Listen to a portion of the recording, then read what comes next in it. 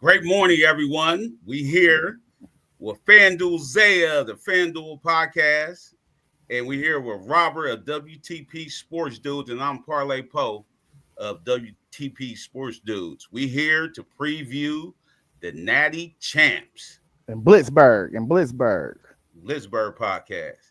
So, how you doing, Zay? I'm good. I'm thugging. You know what I mean? It's daddy daughter Sunday, Saturday. I got Okay, my daughter. She sleep. Baby girl at the book bag giveaway at Fort Hayes. So if I do got to step out for a quick second to get her bottle and turn her cartoons on, bear with me. All right, it is gonna be real fast. Boom, I boom. could, I could dig it. How you doing, Robert? I'm good, bro, man. I'm excited for what we about to do this morning. We got our man FanDuel Zay. He's ready to do this Buckeyes preview.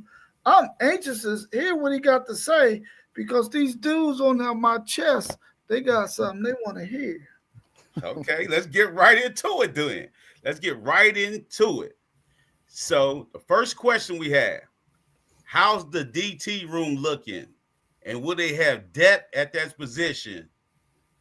Man. So everybody understand and know that this room they didn't think that this room was going to be looking like the way they wanted it to. But fall camp, we hearing a lot of names now that's emerging and that we feel like we're going to be confident in.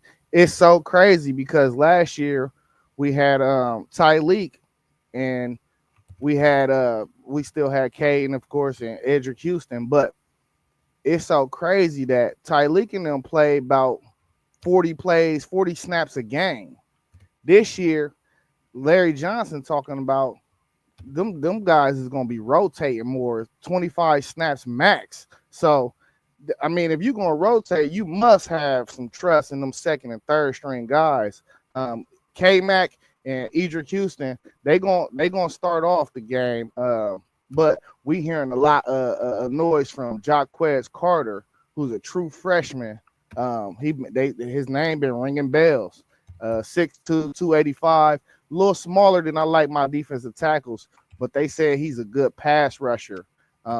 K Mac is going to be more the plug guy for the run game. So we just trying to get to third down and employ that rushman package. But we got Will Johnson Jr., who they said been playing well. Wasn't a highly recruited kid, 3-star. But they like what his progression and what they've seen out of him in fall camp. Um, and it really that's 4 guys right there. So the struggle with Larry is he needs 6 guys. So we're gonna have to see when these reps come with these games what the other guys look like, because we really need to get to 6. But we have 4 that we trust right now, and maybe we find it, maybe we don't. But that is a position of weakness when it comes to depth. That we're going to be looking at, because if we get one injury, maybe 2 injuries or something, it could be troublesome. Okay, with that be said, that one star, that 3 and 4 stars, sometimes stars be under and overrated. But are they run stoppers? Can they stop the run? So that's going to be more of K Mac and Edric Houston. I think you'll see a lot more Jaquez Carter, and Will Smith, and maybe even Taiwan Malone on passing downs. I don't think they got the technique yet to actually be there on early downs when it could go either way, run pass. Okay. Next question. We have a question for Postgame Podcast 86. He said, what can you tell us about the DN's edge rush position for your Bucks? And can they get after that QB? Oh yeah, listen, they talking like Kenyatta Jackson is looking like Abdul Carter out there. So we're gonna see if the blogs is telling us the truth, and Larry Johnson, when they talking about him in these pressers, they saying he done made a full leap now that he getting all the reps. The kid Bew, he got tape from North Carolina. He got tape. We know he can rush the passer, 6'6", 260. Uh, he got all the physicals. He got twitch. I think he ain't played with this amount of talent that he gonna be playing with at Ohio State, so it might free him up a little more. He ended the year with 7.5 sacks last year. I expect that number to at least get closer to double digits, and especially with Jim Knowles out of the picture, because one thing that Jim Knowles didn't allow our defensive line to do is actually get after the passer. Jim Knowles like more of a containment type front. So, and that's where the beef was coming with him and Larry Johnson last year. Larry want to cut them boys loose, and I don't think Matt Patricia gonna have no problem with that. Okay, so are y'all rotating ends too, or Yeah, okay? yeah. We got 3 ends that we're gonna rotate. It's gonna be well, really 4, because they gonna try this little thing with CJ Hicks, definitely on 3rd and long. CJ Hicks was formerly a linebacker. We moved him down to DN. They gonna turn him into like a jack, where he just gonna be an all full pass rushing defensive end. His first year here, he been in the program for 5 years. He was a red shirt senior. So they gonna deploy him as a purely pass rusher. But we real confident in Kenyatta Jackson, Caden Curry, and Bu Atkinson. Them 3 guys are everyday every play tight ends, every down tight end. I mean defensive ends. Like CJ Hicks though, this is just an experiment with him. We don't really know what we're gonna get from him, but we're gonna see. I don't know. Larry Johnson got a way of teaching technique. Larry Johnson is one of the GOATs at teaching technique at tight defensive end. So we're gonna see what they do with CJ Hicks. Because CJ Hicks, when he was even at linebacker, his only issue was he didn't know where to be on the field, and he didn't know how to diagnose a play. So when you dumb it down and you just put him on the field and you tell him just go to the quarterback, I think that's where his potential lies. Okay, so I'm taking it CJ Hicks is a football player. That's what you're trying to tell me. That's good to know. Okay, what's your thoughts? Well, shout out to Level Up Sports 10 on his next question. What's your thoughts on the linebackers, and can they cover tight ends and running backs? So Arvell Reese, he's a new starter this year. When you watch film on Arvell Reese from last year, he was always around the football. We haven't seen him too much in big time reps covering. So I'm anxious to see that. Sonny Styles, we know he got beat a few times in coverage, but that was his first full year as linebacker. I expect him to get even better than what he was last year. So, man, Arvell Reese was really recruited as an athlete. So I don't have no problem with it. Can he do it? Now it's just about understanding the position and will you do it and teaching. But James Laurinaitis is one of the best position group coaches in the country. So I'm so not worried about that group, man. James Laurinaitis is killing it. I ain't worried about that group. I think that's going to be one of the best groups in the country. And then we got Peyton Pierce after that too, and Garrett Stover, who's the brother of Cade Stover, who used to play tight end for it. I think he with the Texans now. So all football guys in that room. Okay, that's good to know. Okay, let's go to the cornerbacks. Let's talk about the cornerbacks. How are they looking, and who's the leader in this room? So we know Davis is back. Davis Igbinosun. I don't think he's actually going to be CB1 though. I think Jermaine Matthews is going to be CB1. Like if we got a tough assignment and we need a guy to shadow somebody, I think that's going to be Jermaine all day. They're both though. They're both 2 different style of corners. Davis is more of a bump and run corner. He's going to be the presser. You'll see a lot of the times. Jermaine Matthews, he's more of a coverage corner. Like you can see him in zones more often than not, and it's just like how we had it last year. Like Davis was the cover guy, he gonna bump and run, but then Denzel Burke do better in zone coverage. So we got 2 different style corners for different situations. But as far as the depth behind them, man, listen. Aaron Scott Jr. didn't look well to me in the spring. I thought he got beat a lot of the times, but he's a 5-star kid, and Tim Walton is another legendary coach we got. He also been a defensive coordinator in the NFL, so these guys know football. But between Davis Igbinosun, not Denzel Burke, I was about to say Denzel Burke, Jermaine Matthews. We got Bryce West, who's going to probably line up in the nickel. We're going to start with Lorenzo Styles, but Bryce West been making headways. And I think really Lorenzo Styles, the only reason why he's getting a nod right now is because he a senior. But Bryce West, he's smaller in stature, only 5'9", 5'10", but they said this dude is a dog. So I don't know how they're going to keep him off the field either, just by based off of what I've been hearing. But I ain't worried about that secondary at all. That secondary is going to be cool. Okay. First statement, your boy Haran is back. He posting. I know you called him. Yeah. So listen, we're going to go to the safety position. Next question by post game. You said, what's your thoughts on safeties? We already know you got all-world Caleb Downs, but what are we going to see different with Coach Knowles? Without Coach Knowles, I think he wanted to say. Yeah, we're going to see some things different. Matt Patricia, the way he coached defense is, Jim Knowles, he just was set. He was stuck in his defense and his ways. So it's going to be interesting to see what we do. I haven't quite put my finger on it yet because I don't really know who they're going to run out because the race is so tight between Jalen McClain and Malik Hartford. But what I'm thinking is going to happen is even Fahim Delane is more of a thumper. So it's like, even if you wanted to take Downs out of the box and let him play that middle rover, if you wanted something closer to the line of scrimmage, you might put Fahim Delane in that position and then go ahead and place Caleb Downs wherever else you want it. But Matt Patricia, he likes to run his defense based on his personnel to put guys in the best position they can be in. So it just depends on the personnel on the field upon what we're going to do, because if one guy is a good coverage guy, then he's going to put him in position to be in coverage. He's not going to put him in position to where he might have to make an open field tackle by himself one-on-one, because that's not his strength. But that's why I like Matt Patricia, because we're going to run basically the same base defense, but you're going to see a whole bunch of different looks.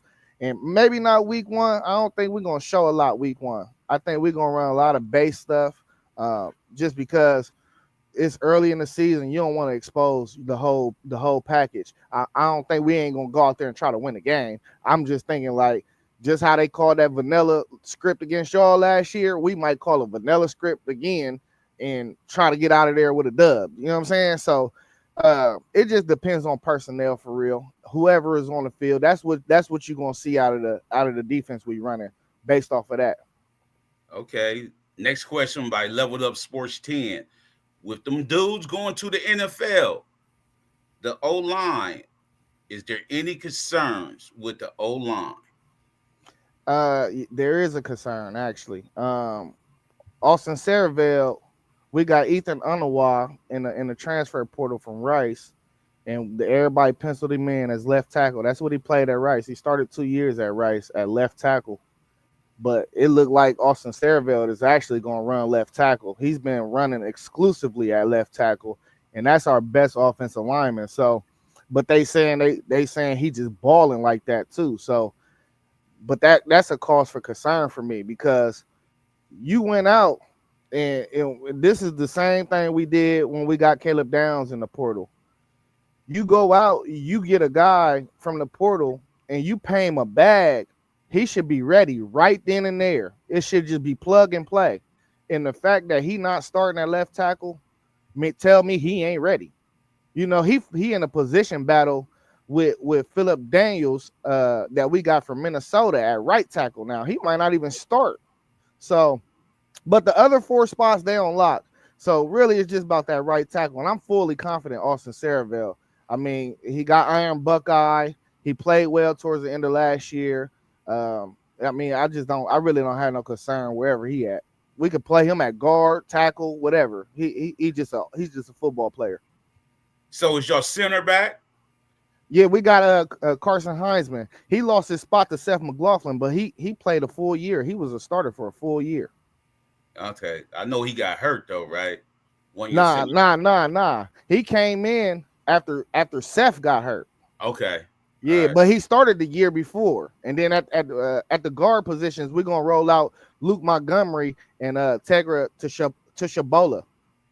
Okay, this is a very important position group. How's the tight ends looking, and how important are they in this hardline offense? Man, this is probably the best tight end group I've seen at Ohio State for ever. Um, we ain't never had no group like this. Usually, it's a whole bunch of guys that can block, or it's a guy that can receive, um, that can't block. But like, we got four dudes we can play and not miss a beat. Max Clare, of course, is going to be the main guy. He's going to be the number one guy in that room. Man, I don't know if y'all ain't seen Max Clare, y'all need to go watch him. He is easily one first or second round tight end, easily. Too much twitch. Like, we can line him at receiver for real if we wanted to. I don't know if we're gonna do that, but this group is gonna be real key just because we got a first year starter, and we know Jeremiah Smith and Carnell Tate is gonna warrant eyes, and I don't think we'll get to that position group, but I don't really think I don't want to say that. That's too much. But the tight ends, bro, like outside of Max Clare, we got Jelani Thurman, who probably got the most talent in the group. He was a true freshman last year. We got to see if he cleaned up them hands, though. Them hands was a little shaky last year. But as far as route running and all that and being in the right place and blocking, he's an all-way well-rounded tight end. Then we still got Will Kazmarek, who's a good blocking tight end. And then we got LeBlanc, who's a freshman, and that dude can ball too. So he ain't probably gonna get no time though. But I'm just saying you need that depth just in case injuries come, and I'm confident in all four of them guys. Okay. Next question: how excited are you with this wide receiver room? And we know Jeremiah Smith is that dude. What's his Heisman stat line? Yeah, I think Jeremiah going for 1,700 yards, uh, maybe 16 touchdowns. Carnell Tate, he'll get close to 1,000. It's gonna be between him and Max Clare, who's the second leading yardage yardage guy receiving wise. Because I listen, Max Clare is just different, and that's a testament to him because Carnell Tate is a clear de facto wide receiver 2. He can be wide receiver 1 at a lot of programs, and everybody know that. But this is what I was about to say about the receiver room. Don't get me wrong. I like Brandon Ennis. He remind you of a dude that, you know what I mean, that just all for the program, just a team guy. Woo, woo, woo. But it's so much explosion behind him. I just don't understand why we just won't go with the guy that's better. Because if we put Mylan Graham on that field with Jeremiah Smith and Carnell Tate, our offense is going to be completely unstoppable with having Max Clare. It's just like, it's no way you're going to stop our passing game, bro. And dude he one of them dudes that you would throw a screen pass to him, a bubble screen to him, and he'd take it to the house. He's one of them type dudes. And Brandon Ennis is just not that. So I hope we see a lot of rotation at that position. Leave Jeremiah on the field, leave Carnell on the field. But when it comes to that third spot, I want to see Bryson Rogers and I want to see Mylan Graham, because both of them dudes can be house calls at any time they touch the ball. You mentioned throwing the bubble screen or whatnot. Are those guys that you're talking about in your wide receiver room? Are those guys who are willing to block as well? Oh, you can't play wide receiver at Ohio State if you don't block. It's a rule. Yeah, we don't even recruit guys like that. Okay, with Junkins and Henderson leaving last year, who will be RB1, and are you concerned about this running back room? Nah, listen. This running back room just ain't made a name for themselves. But y'all gonna see who James Peoples is real fast and real early. And CJ Donaldson, he gonna be our short yardage back. He a thumper. He came in at like 245 or something. He down to 230 though.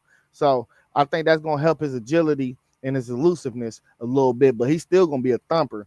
But once again, we in another position where I do not know how they're gonna keep Bo Jackson off the field. When he touched the rock, he is a house call. It's hard to keep guys off the field that's house calls, and you be looking like, where this guy at? When we be blowing teams out and stuff, people gonna see some of these other guys and be like, man, like how he not on the field, you know? So that's listen, it's dudes behind dudes everywhere you look on the offense. Okay. Next question. There's a QB1 competition going on. Who have the edge, and when will y'all be naming who's QB1? Ryan Day is supposed to have a press conference on Monday. I expect him to announce it then. Man, listen. Ryan Day do this every year, and it's starting to irritate me a little bit. I'm not gonna lie. He think it's a quarterback competition every year because he be scared people gonna transfer out. I feel like that's just my humble opinion. Like, bro, I don't nobody care, bro. If somebody gonna leave, bro, let them leave, bro. Like at the end of the day, bro. Like you ain't saving nothing, bro. Like I've been felt like Julian Sayin should have been announced the starter. And first of all, my rule of thumb is anytime it's a quarterback battle, if it's close, you go with the younger guy anyway. You got to go with the younger guy because he's going to have more time on the campus anyway.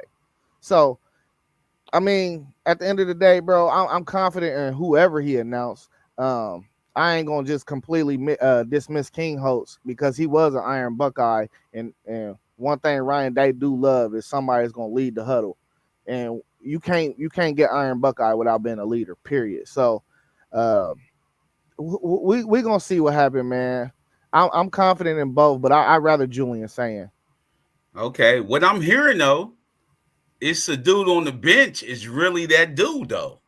It's somebody that's really that dude that's on y'all's bench, for real.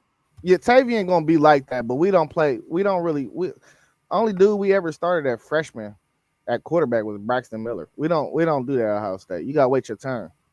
He nice, though. Don't get it twisted. Okay. Before we go to the schedule, let's see what's in the chat. Anybody saying something in the chat? They definitely saying something in that chat for sure. Yeah, let me see. Haran, I don't know who Leroy Jenkins is. He sounds like a janky promoter. He said rewatching last 4 Michigan games, OSU with cold beers later while listening to MC Hammer Time. 2086 days go below. And then he said, better worry about Michigan defense. And Leroy Jenkins sound like a pastor. Put the comment on the screen. Proven cheaters, never let down, blase. He cussing in there. We ain't going to recognize that. Antone Johnson said, what? He said, what you mean you don't recruit guys like that? That was one of your main problems, receivers not blocking. No, it wasn't. You don't know nothing about Ohio State football. All you do is watch one game of us a year. He's talking about. He said everything Michigan does, Ohio State drives to immaculate. NFL coordinator asking your players to come back 1 year going into the portal. What do we do that we try to emulate y'all? Please tell me, bro. He said Ohio State don't get trench players anymore. Every year it gets worse. Go check the numbers. The only people that out recruit us on the offensive line is Michigan. He said they got the PFF numbers out. Go look at the PFF. Yeah, he said no natural leaders on Ohio State's offense. Lost key experience guys. Yeah, that's just straight hater talk. You know what I'm saying? I'm not like. Okay, let's get back to the schedule real quick. What you expect to see August 30th versus Texas? First game. We're about to pop Texas. No lie. The closer it get, the more I understand. You know, we hearing these reports about that offensive line getting torched in practice. It ain't gonna be no different. They're gonna have to figure it out. They're gonna have to go back to the drawing board.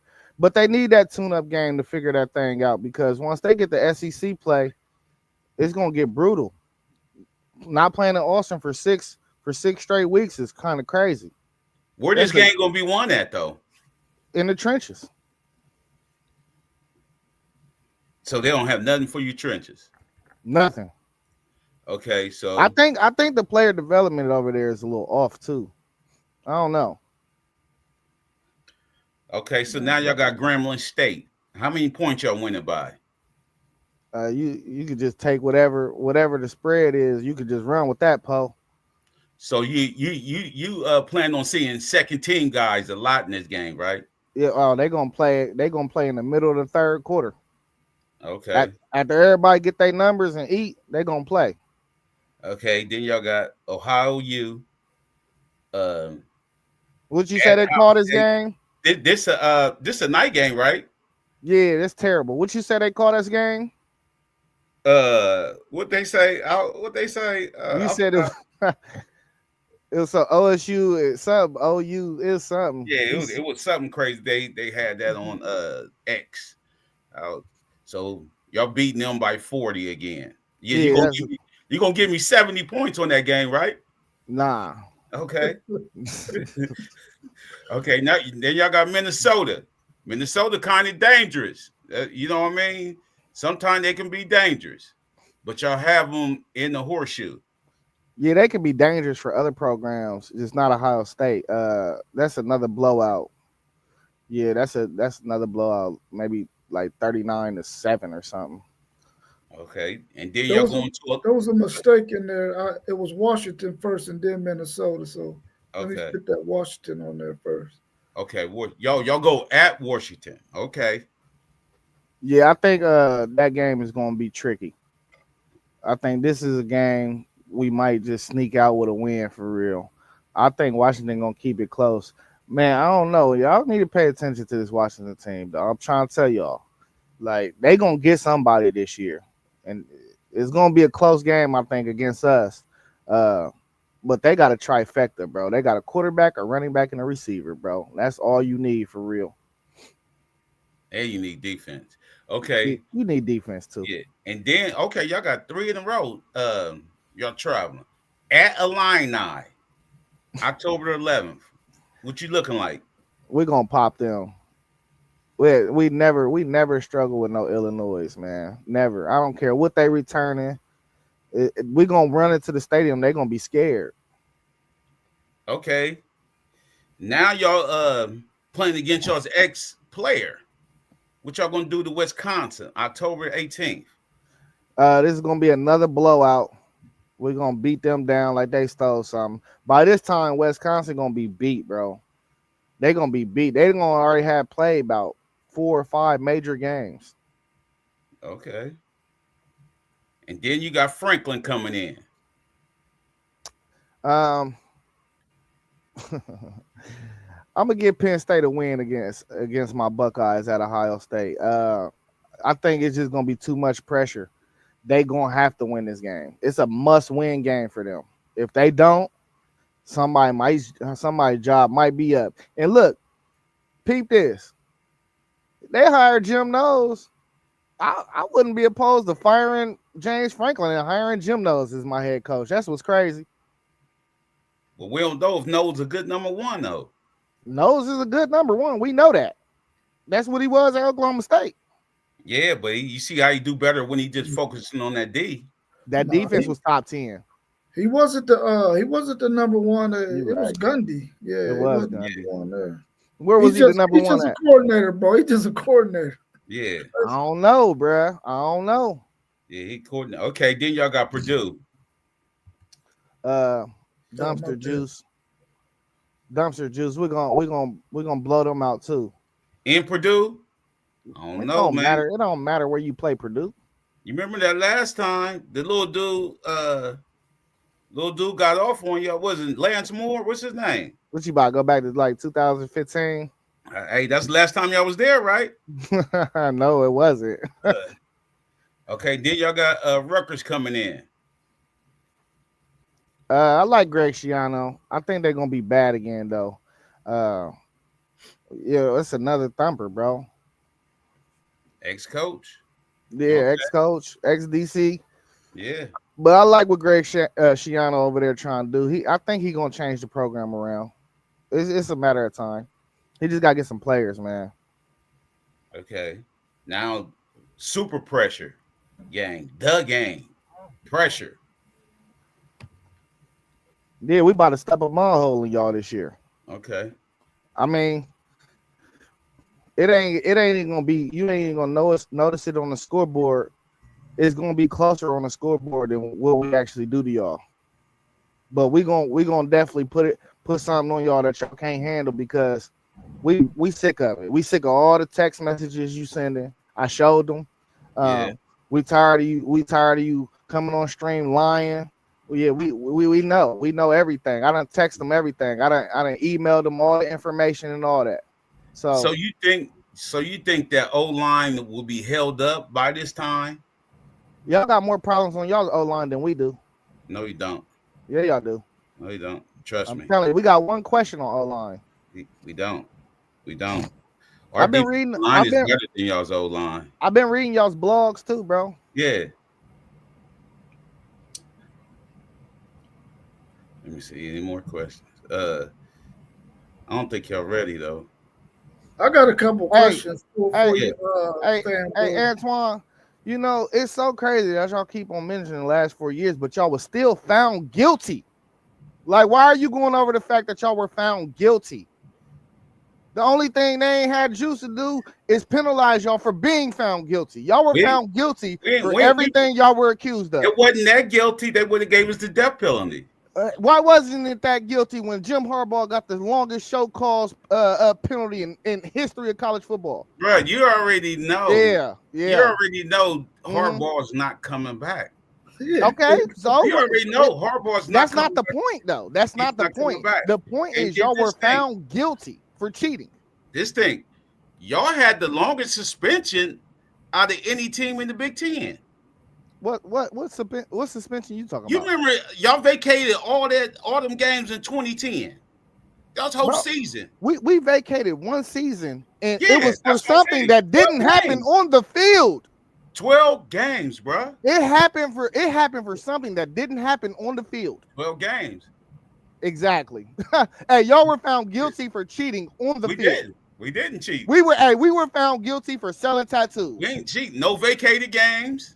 Nothing. So they ain't really find nothing. They just knew they couldn't do nothing to us. They had to do something to us. You Bro, know they what I mean? already said And why then they didn't do it. They said we're a because billion-dollar nobody on y'all's roster had anything to do with Look, this. we're $1 billion college. What, 20 million? You know what I mean? Okay. Hey, the facts is y'all were found guilty Y'all can have that for 20 cheating. million. That's You what can y'all have was that found 20 guilty million. for. No, they had to do something to us. They had to do something to us. You got a question? Yeah, let's go back. Let's go back to the Texas game because I really want to get your thoughts on. You mentioned that Texas O line is not up to snuff because they've been getting done in by Texas defensive line.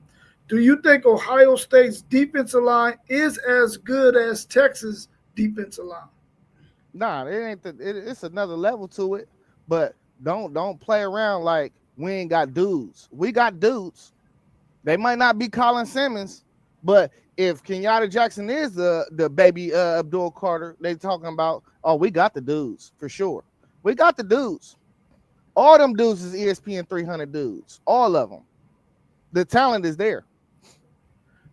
Outside of the trenches, what other key position groups or stats or things are you looking for from Ohio State that you feel comfortable that they're going to beat Texas? So there's two sides to it. If you go back and look at maybe the last 10 years, out of eight of those years, the position group that actually made the biggest difference for the national championship team is the receivers. The only team that didn't do it, that didn't have the receivers really was them for real. And then I want to say it was Georgia one year, and they had a dude, but it wasn't like they was using him. You know what I'm saying? But if you go back, the difference makers are the receivers in a big time game, and that's one thing. On the other side of it, y'all still ain't never had a 1,000-yard receiver, and I don't know how long. It's been like 5 years or something. So I don't see how long has it been.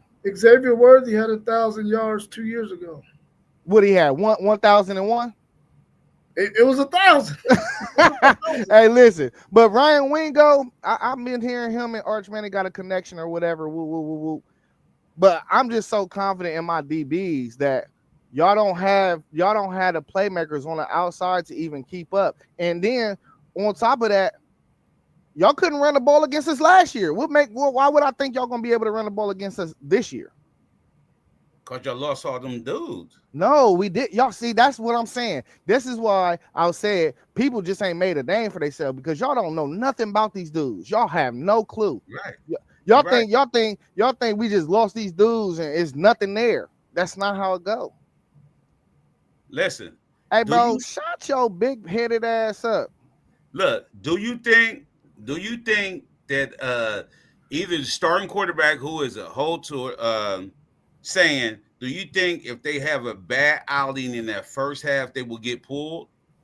No, not at all. You don't do that in the middle of a game, bro. That upset the whole dynamic. You know, if you have a bad game, you just go back to the drawing board and you ask yourself, did you make the right decision? And you just do that in the week of practice. You don't do that in the middle of the game, though. Well, why do you say they wouldn't do it in the middle of a game? If you got a quarterback competition right now and you decide I'm going with this guy, over the other guy, but the guy who you went with is not performing well, and you want to get your team jump started. Maybe this guy can make that happen. Why wouldn't you go to another guy? Because you done formed your whole game plan around this quarterback. You already went with your guy. You already did everything that you installing with this guy. So you give him a chance. You give him a chance. Let him go through the whole game. This game is not a make or break game. It's not like if you lose this game, the season is over. No, you let him learn through his mistakes. He's a first time starter. If it is Julian, either one is going to be a first time starter. So you let them go play through their mistakes. You don't pull them. That's how you pull a kid's confidence. You pull him in the middle of the game. You pull all the confidence out of him right then and there. What if it's just for a series or two, and so you could just communicate with him? Well, let's get you settled down. We're going to take you back in on this next series. Do you think they will do something like that? I mean, much like when we played Georgia, they did that with Quinn because they knew that Quinn was kind of rattled and they had to get him settled down. That's not Ryan Day's ammo. Okay, what do each quarterback do better than each other? So I think King Host, I think his legs is a little bit better. He's a bigger physical quarterback too. He about 6'3". I think he a better athlete overall. But Julian saying he's supposed to have this powerful arm. So they say he can make every throw. From what I've seen from King Host, I feel like he can make every throw too. But he got a problem with throwing the ball high. I think Julian Saying's accuracy is a bit better though. So, but don't get it twisted. Saying is a solid athlete. I mean, he was a dual threat quarterback coming out. So I feel like he don't get the credit he deserves as an athlete as well. Okay, we already know. I want to go back to the safeties because I already know Caleb Downs all world. But who gonna compliment Caleb Downs though? That's why I'm saying we got guys back there, bro. Like Jalen McClain, he's a 4.0 student, stupid smart. Even when he got on the field, he was everywhere last year when he got on the field. Malik Hartford and then Fahim Delane. It's a battle, bro. But the talent is there. It's just these guys ain't never started full time. That's it. They just got to get some game reps. Didn't one of them Styles dudes play safety? Nah, Styles played receiver at Notre Dame. We moved him. We converted him to corner. Okay. We know that y'all got athletes, y'all got dudes on y'all's team, but when those dudes are facing other teams' dudes, now we know they're gonna ball out against the Purdue's, the Minnesotas of the world, but when they have to play against dudes that's on the other side of the field with good coaching that can scheme up some things, do you think that they're going to get challenged in some of these games? I mean, listen, they're inexperienced. They haven't never started. I'm not saying it's going to be easy. I'm saying they're going to wrap up early in the year. You're going to see mistakes early in the year. But they playing against the best dudes already on the other side of the ball every day. That's what I'm saying. It's not like whatever Sark is going to draw up like they ain't just never seen it. Ryan Day know football. Brian Hartline know football. They putting these guys through things already in practice. They listen. They just need game reps in front of 100,000 because once them lights turn on and it's all these people in the stadium, that's where you forget your training. That's why you need the reps. So why Hartline getting the nod now that he been on y'all's coaching staff for years? Why is it now that he's getting the nod when y'all was bringing OCs in? What OC? We brought Chip Kelly in. He had the nod last year until he got drunk and fell off his ATV. Who did? Brian Hartline. Yeah, but how long he been on y'all's what's the name? He been there for a while, but he young. He only in his late 30s. So now's the time for him. Absolutely. Hey, so this is gonna be the stretch where we decide who's gonna be our next head coach too over this next years and see how people doing. But it's between Brian Hartline and James Laurinaitis. I'm leaning towards James Laurinaitis for real though. Why James Laurinaitis over Hartline? James Laurinaitis' room has been immaculate, and he shows humility. He's never had discipline problems. Like I said, this dude been drunk. He got the OC job last year. He got drunk and fell off his ATV and had to go to the hospital. That's discipline, bro. So I don't know. I just feel like James Laurinaitis would be a better leader. Oh, he's a better face for the organization. He lead better too. Let me ask you about that Washington game. What is it about the Washington game traveling all the way to the West Coast that gives you a little bit of concern? First of all, the travel, of course, that's a brutal travel. And second, I think that offense is going to be very dangerous, very, very dangerous. A team like us, we'll look at Washington and be like, man, we about to go in there and blow them out. And then that's where you see the letdown. You know what I mean? That's where you be like, you don't bring your A game. You just know you about going to the game and just do these dudes dirty. But I'm telling you, they go in there and play with them boys. Them boys is going to be around. They're going to be around. And so you think coming back from Washington, then going to Illini, like Illini ain't going to be no problem for you? No. It's Illinois, bro. Okay. Now listen, they're returning a lot of starters, bro. A lot of playing experience, and they might be rallying around him like they did Juice Williams when Juice Williams and the Illini beat y'all maybe about 10 years ago. Hey, it's levels to this. I agree, it's levels to it, but man, it's levels, man. Washington is going to be able to compete because it's on the West Coast. You don't feel like Illinois can do the same thing? We're gonna beat them the same way we beat Indiana last year. It's gonna be from the start and very convincing. Okay. What's another game on the schedule that gives you a little bit of concern outside of the Michigan game? I told you, Penn State, Washington, the first game, and Michigan. Them are 4 games that should be circled on the schedule. Everybody else, we're going to torch them. With a first-year starting quarterback, do you feel like is a possibility that they could drop all 4 of those games? Absolutely not. It's too much talent out there. First of all, when we go into 3 out of the 4 games, we're going to have more talent than everybody on the field. Probably so. But y'all been like that for years. Hey, and we got the second best coach in college football. So if you drop all 4, that's unexcusable. There's no way I can see that happen. What? Y'all got the what? We got the second best college football coach in the country. What's his name? Blasphemy. His name is Ryan Day. Man, third base Ryan Day.